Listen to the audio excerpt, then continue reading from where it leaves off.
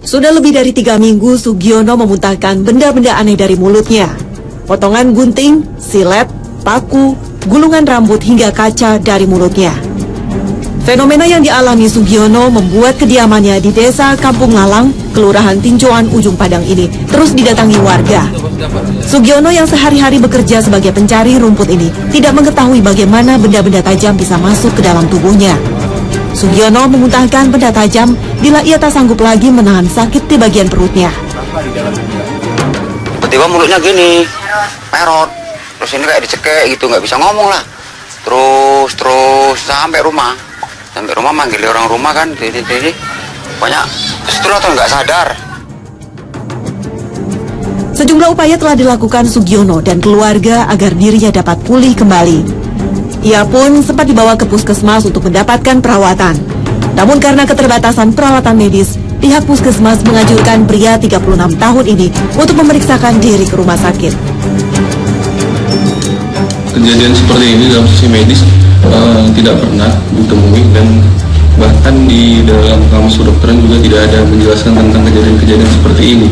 Jadi menurut saya dari pandangan sisi medis, kejadian seperti ini bisa terjadi apabila logam-logam tersebut pada sebelumnya itu sudah dimasukkan dulu ke dalam mulutnya, kemudian dimuntahkan. Menurut logikanya seperti itu. Kasus yang dialami Sugiono merupakan kasus yang pertama terjadi di wilayah Ujung Padang, Simalungun. Budiman Amin Tanjung, Simalungun, Sumatera Utara. Ke rumah sakit.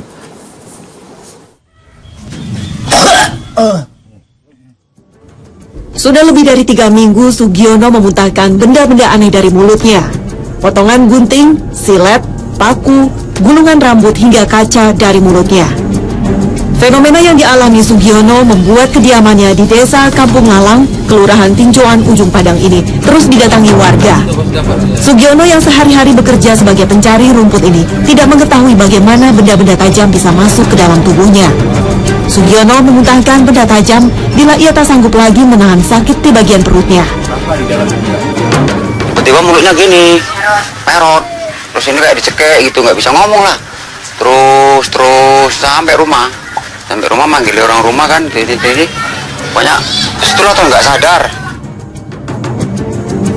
Sejumlah upaya telah dilakukan Sugiono dan keluarga agar dirinya dapat pulih kembali. Ia pun sempat dibawa ke puskesmas untuk mendapatkan perawatan. Namun karena keterbatasan peralatan medis, pihak puskesmas menganjurkan pria 36 tahun ini untuk memeriksakan diri ke rumah sakit.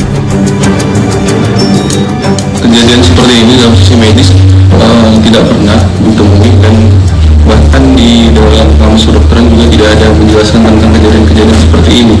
Jadi menurut saya dari pandangan sisi medis, kejadian seperti ini bisa terjadi apabila logam-logam tersebut pada sebelumnya itu sudah dimasukkan dulu ke dalam mulutnya, kemudian dimuntahkan. Menurut logikanya seperti itu. Kasus yang dialami Sugiono merupakan kasus yang pertama terjadi di wilayah Ujung Padang, Simalungun. Budiman Amin Tanjung, Simalungun, Sumatera Utara. Medis, pihak puskesmas menganjurkan pria 36 tahun ini untuk memeriksakan diri ke rumah sakit. Kejadian seperti ini dalam sisi medis tidak pernah ditemui, dan bahkan di dalam kamus kedokteran juga tidak ada menjelaskan tentang kejadian-kejadian seperti ini. Jadi menurut saya dari pandangan sisi medis, kejadian seperti ini bisa terjadi apabila logam-logam tersebut pada sebelumnya itu sudah dimasukkan dulu ke dalam mulutnya, kemudian dimuntahkan. Menurut logikanya seperti itu. Kasus yang dialami Sugiono merupakan kasus yang pertama terjadi di wilayah Ujung Padang, Simalungun. Budiman Amin Tanjung, Simalungun, Sumatera Utara.